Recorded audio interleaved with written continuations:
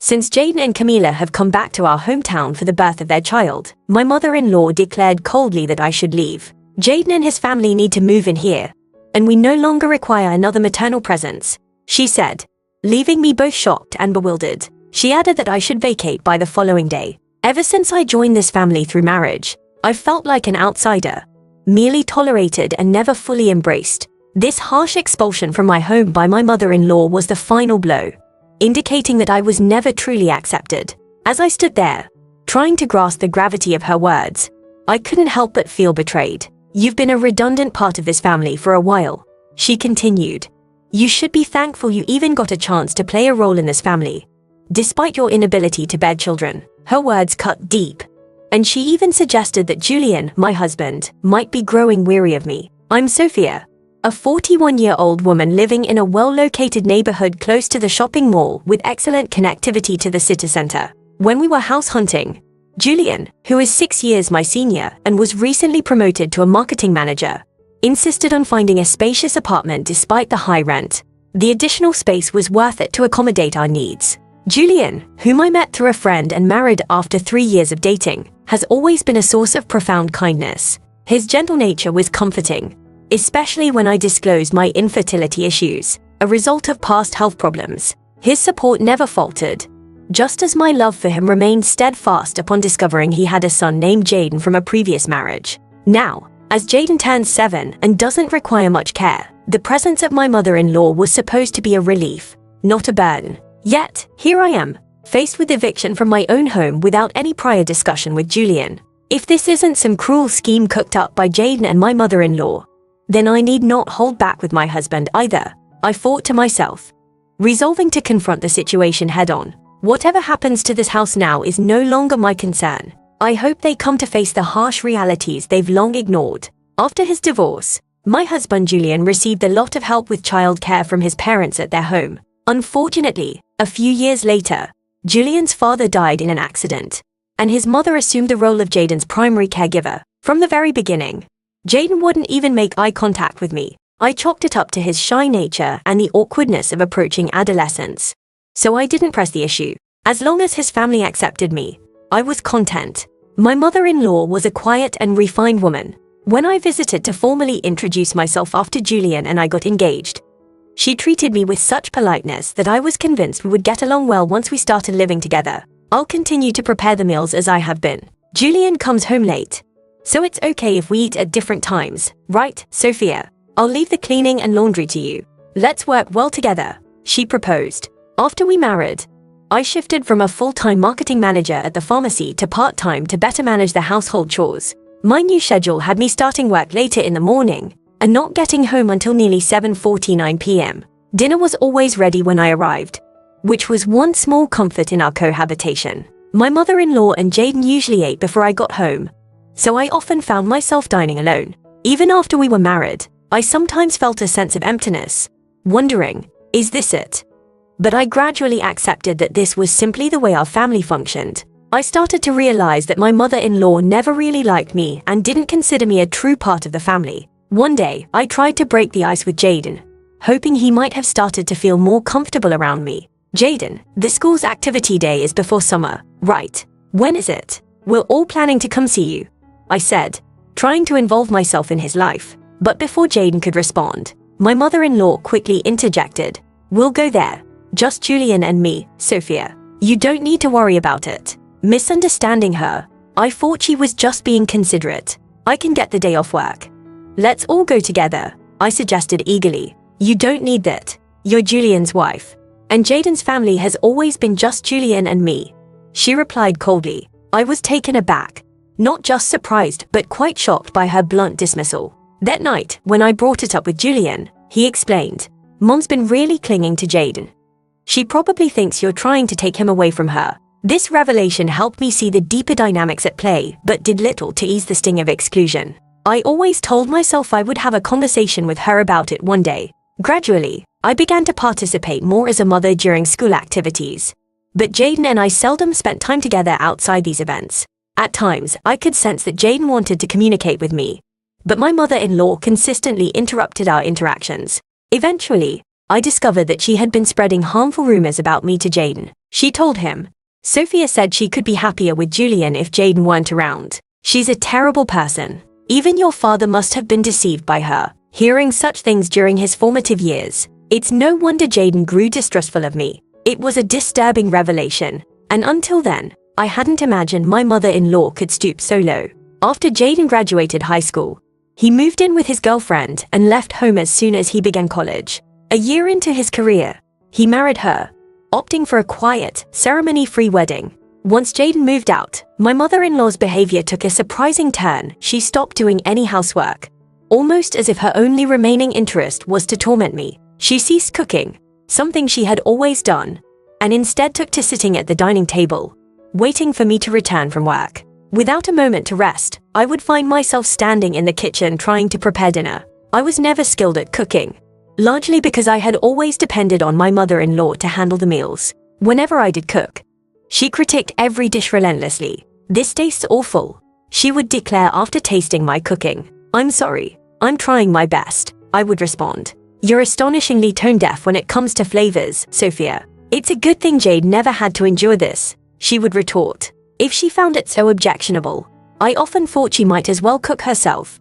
But it seemed she preferred to criticize rather than contribute. Her criticisms extended beyond the kitchen, encompassing every aspect of household management from my novice attempts at cleaning to the laundry. "Why are there so many wrinkles in the laundry? You have to vacuum every nook and cranny. You really can't do anything right. Didn't your family teach you anything?" she would sigh, casting me a belittling look. Being criticized even about my upbringing, I clenched my fists in frustration. "I don't know how you won Julian over, but I can't see much charm in you as a woman," she would conclude, often implying that my presence was the cause of Jaden's departure, a notion she described as empty nest syndrome. I came to understand that there was a profound emptiness in her heart since Jaden had moved out, what some might call empty nest syndrome. I convinced myself that if venting her frustrations on me helped her cope, then I could endure it. However, her behavior intensified after a significant development: the announcement of Jaden's wife, Camila's, pregnancy. The joy my mother-in-law displayed was unprecedented. "It's Jaden's baby. It's going to be adorable. He'll be my first grandchild," she exclaimed with a glow I had never seen before. While I was genuinely happy for them, her excitement seemed over the top. Jaden had asked her, "Grandma, can Camila have our baby at your place?" Camila's family lived an hour away by plane, and since they lacked local support, they turned to us. Of course, my mother-in-law wouldn't dream of refusing Jaden's request. Her phone conversations with Jaden became more frequent, and her enthusiasm reached new heights. The very next day, she began preparing energetically. From cleaning out Jaden's old room to organizing the baby's bedding and compiling a list of needed items, it was as though she had caught grandchild fever. Inevitably, I got roped into the preparations. After a long day at work, I'd come home to instructions. "Sophia, I vacuumed Jaden's room, so you need to wipe the floors and the windows, and please wax them too. This weekend, we're going to the department store to look at baby cribs." Cleaning and waxing after work was exhausting, and if I dared to cut corners, I'd be told to redo it. Moreover, my mother-in-law began to ask for money, and soon the house was cluttered with baby items. "Sophia, I need you to withdraw some money tomorrow. There are things I want to get ready for the baby," she would say. When I suggested, "Isn't it wasteful to prepare so much when Camila and Jaden haven't even arrived? Shouldn't we wait and choose together with them?" I had hoped to meet her demands, but the relentless spending worried me. "How can you be so cold? It's Julian's grandchild." "Oh, that's right. You're not related to Jaden by blood. You don't care, do you?" she snapped. "That's not true.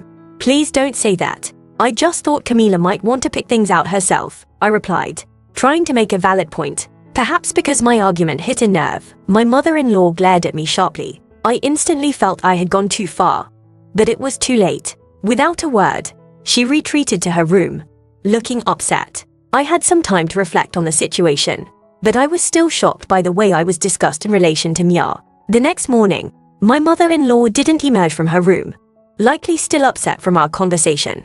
Julian was about to leave for a 5-day business trip and called through her door. "I'm leaving. Please don't dampen Mom's spirits about the grandchild. She hasn't been the same since Jaden left." I knew she was excited, but I also worried. If we spend all our money like this, what will be left when Jaden and Camila arrive? This concern seemed to irritate Julian. His face darkened as he asked, "Are you saying my earnings are too low?" "That's not what I'm saying at all," I quickly clarified. But he just responded with a curt fine and left, clearly dissatisfied. Discussions about money always ended this way. As the one managing our finances, I couldn't help but think ahead. We've been married for 10 years, and Julian has always provided a comfortable life. He always told me, "Your part-time income is for your enjoyment." So, I saved everything beyond my personal needs, viewing it as our shared property. However, Julian's company's performance had been declining, and over the last 5 years, his salary had dropped to 2/3 of what it was when we first got married. With uncertainty about whether his company would last until his retirement, he seemed unwilling to consider changing jobs. In front of my mother-in-law, he couldn't give up his title as a department head. Now, I was the one paying the rent while he covered the living expenses, a fact we kept from my mother-in-law to preserve my husband's pride. That day, I left work early to apologize to my mother-in-law. When I arrived home, she was already sitting at the dining table waiting for me. "I'm sorry about yesterday. I may have gone too far," I admitted. Yet, she remained silent, and instead blindsided me with unexpected news. "Jaden and Camila are returning for a hometown childbirth. Please vacate." My mother-in-law's tone was cold and firm. The eldest son and his wife were due to arrive in 5 days. Perplexed and stunned, I asked, "I have to leave?" "Yes, we don't need another mother figure anymore. You've been redundant for a while now. Jaden and his family will be living here. Make sure you're out by tomorrow," she affirmed. The realization hit me hard. I had never truly been accepted into the family since the day I got married. I had always been treated as an outsider. The news of Jaden's return for the birth made it painfully clear. My mother-in-law's words cut deep. "You were allowed to experience raising a child. Be grateful. We have no obligation to support you anymore." It seems like Julian. Shocked, I gulped down my saliva, my mind racing with the possibility that my relationship with my husband was growing distant. Could this all be a trap I had unknowingly fallen into? I recalled that up until a year ago, Julian never used to go on overnight business trips. "All right, I'll clear my head," I murmured to myself, grabbing my bag and stepping out of the house to walk aimlessly. I needed to calm my severely shaken heart. Despite my mother-in-law's harsh words, I still wanted to speak with Julian. I tried calling his cell phone, but he didn't answer, no matter how many times I rang. Finally, I dialed his office only to learn that he had taken a few days off. The suspicion planted by my mother-in-law began to seem more plausible. Could he really be on a trip with another woman? Dark thoughts crowded my mind, and I found myself overwhelmed with emotion, tears streaming down my face. Staggering along, I noticed the tavern behind the station, a place we used to frequent when we first moved here. "It's still here," I thought as I entered. The tavern owner's expression clouded briefly upon seeing me. Then he nodded in recognition. "Hey, long time no see. It's been about 6 years," he remarked. "I used to come here a lot with my husband," I said, managing a smile, feeling a fleeting sense of relief. "Can I get a beer and a mixed plate of grilled chicken, please?" I asked. The owner, a man of few words as always, nodded. As I sipped the cold beer and savored the grilled chicken, I took out my cell phone, and the screensaver lit up with a photo of us when Jaden turned 22. Both of us looking sharp. I wished for us to be closer as a family. The beer washed down my throat, taking the edge off the day with it. Could I really move out tomorrow? Contemplating my next steps, I searched for moving companies, finding one for the job the next day. I also looked up junk buyers and saved 3 companies in my favorites. Changing the screensaver on my phone seemed to clear my head completely. The beer and grilled chicken tasted exceptional. I decided to think about everything once I got home. Walking away from the tavern, I was suddenly called from behind. A young waitress from the tavern was running towards me. "Excuse me, are you Mrs. Thompson? I noticed the screensaver on your phone," she said, confirming my identity. She then dropped a bombshell.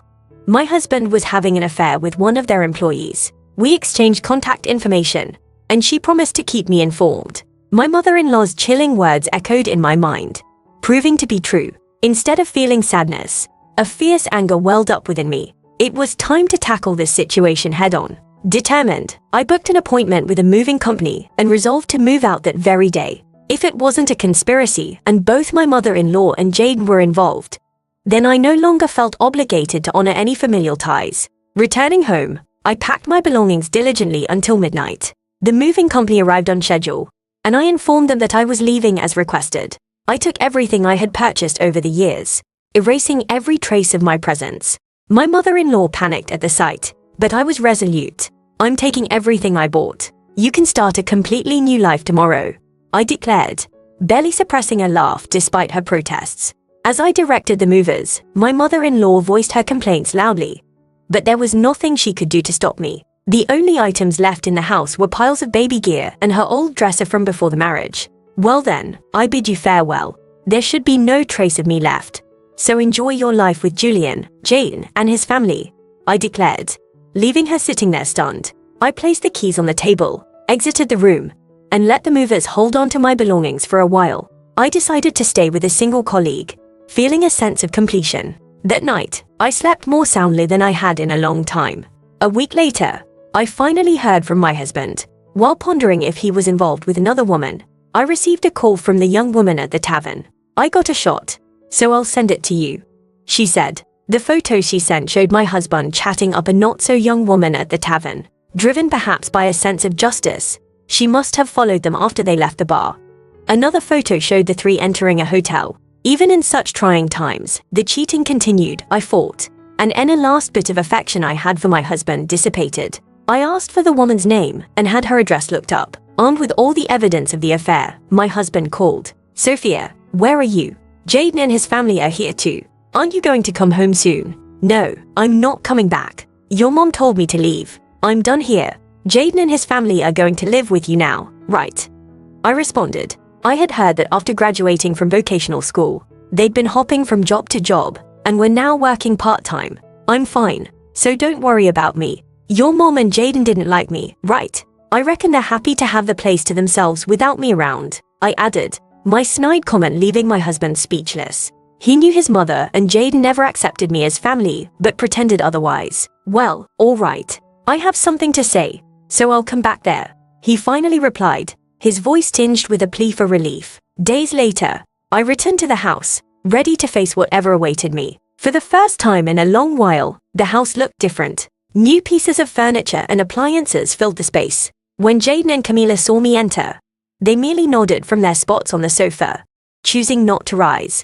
As I took a seat, my mother-in-law shot me a menacing glare, thickening the already tense atmosphere. Just as I planned to address the matter and leave swiftly, Jaden confronted me. What are you doing here? You stripped the house bare. What kind of person does that? Dad has been supporting you, and you've had it easy. I sighed deeply before responding. I took everything because I paid for it. I wanted to remove all traces of myself.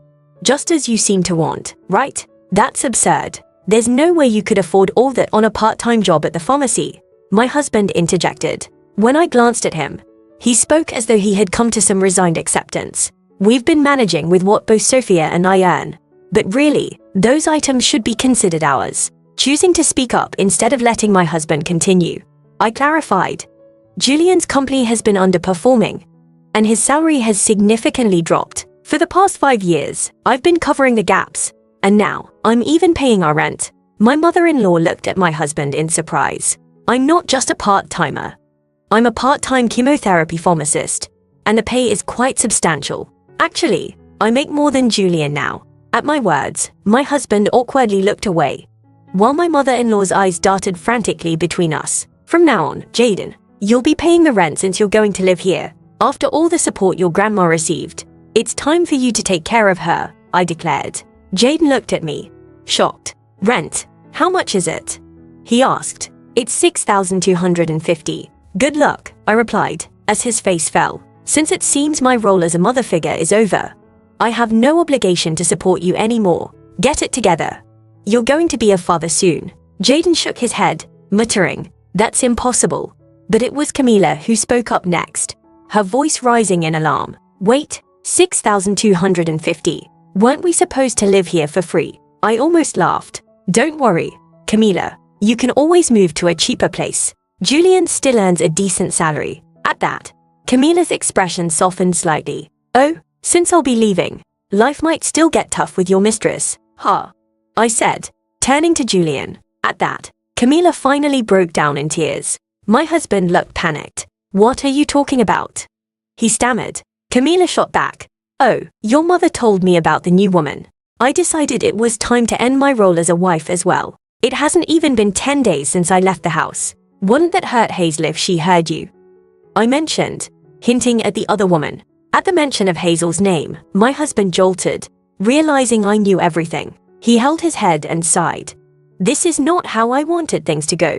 It was clear the atmosphere was far from conducive to resolving anything peacefully. After the tense exchange, neither my husband Julian or Jaden had anything further to say. As I stood up to leave, my mother-in-law sprang to her feet, slamming her hands on the table with surprising force for her age. "What the hell? It's all your fault our home is in shambles," she yelled. Her words sparked immediate irritation within me. "It was you who told me to leave. It was you who said Julian had another woman. And you interfered with my relationship with Jaden. Every disruption was because of you."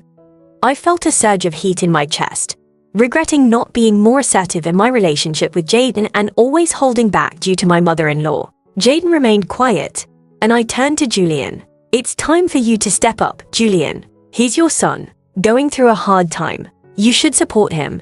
Take responsibility as a family member," I declared, but my mother-in-law cut in, shaking and red-faced. What is she even talking about? If she hadn't called Jaden back home, if she hadn't hinted at Julian's affair, I would still happily support Julian and this home. Where are you in all this, Jaden? Why are you silent? It's all her fault, my mother-in-law continued. Her lips pressed into a tight line as she trembled with anger. I slipped past her and quickly left the room. Afterwards, Julian agreed to the divorce more readily than I expected. It seemed my resolve was strong, and he couldn't counter the evidence of the affair. Shortly after, it appeared they started the process of moving out of the apartment. In the end, Jaden and Camila returned to their own place and never lived with my mother-in-law. Julian seemed to be considering remarriage, but Hazel was furious over the alimony and his request for her to live with his mother. I've heard they are considering placing my mother-in-law in a care facility. After all the dedication she poured into her son and grandson, it's somewhat sad to think they're ready to let her go now, perhaps feeling she served her purpose. After the divorce, Jaden sent me an apology letter. He wrote about how, as a child, he really wanted to be more connected to me, how he couldn't talk to me because his grandmother disliked it, and how happy he was when I attended his school events. Maybe I should have reached out more.